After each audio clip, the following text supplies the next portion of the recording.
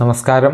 Raf talks ഫുട്ബോളിലേക്ക് ഏവർക്കും സ്വാഗതം. സൂപ്പർ താരം ക്രിസ്ത്യാനോ റൊണാൾഡോയെ സംബന്ധിച്ചിടത്തോളം ഇതൊരു ബുദ്ധിമുട്ടേറിയ സമയമാണ്. ഈ യൂറോ കപ്പിൽ 4 മത്സരങ്ങൾ കളിച്ചിട്ടും ക്രിസ്ത്യാനോ റൊണാൾഡോക്ക് ഇതുവരെ ഗോളുകൾ ഒന്നും നേടാൻ കഴിഞ്ഞിട്ടില്ല. ഒരു അസിസ്റ്റ് മാത്രമാണ് അദ്ദേഹത്തിൻ്റെ പേരിലുള്ളത്.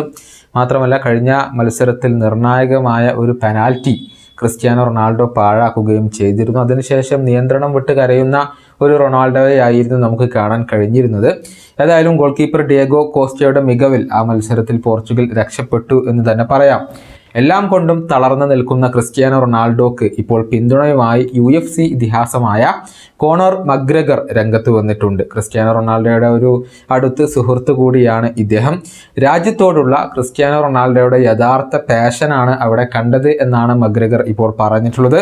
അദ്ദേഹത്തിൻ്റെ ഇൻസ്റ്റഗ്രാം സ്റ്റോറി ഇങ്ങനെയാണ്: രാജ്യത്തോടുള്ള യഥാർത്ഥ പാഷൻ. ക്രിസ്ത്യാനോ റൊണാൾഡോ, നിങ്ങളാണ് ഫുട്ബോൾ ചരിത്രത്തിലെ എക്കാലത്തെയും മികച്ച താരം അഥവാ ഗോട്ട്. നിങ്ങളാണ്. ഈ ഭൂമിക്ക് നിങ്ങൾ ഒരു അനുഗ്രഹമാണ്. ദൈവം നിങ്ങളെ അനുഗ്രഹിക്കട്ടെ സഹോദര. കഴിഞ്ഞു പോയത് ഗ്ലോറിയാണ്, ഇപ്പോൾ ഉള്ളതാണ് ഹിസ്റ്ററി. ഇതാണ് മക്ഗ്രെഗർ ഇപ്പോൾ കുറിച്ചിട്ടുള്ളത്.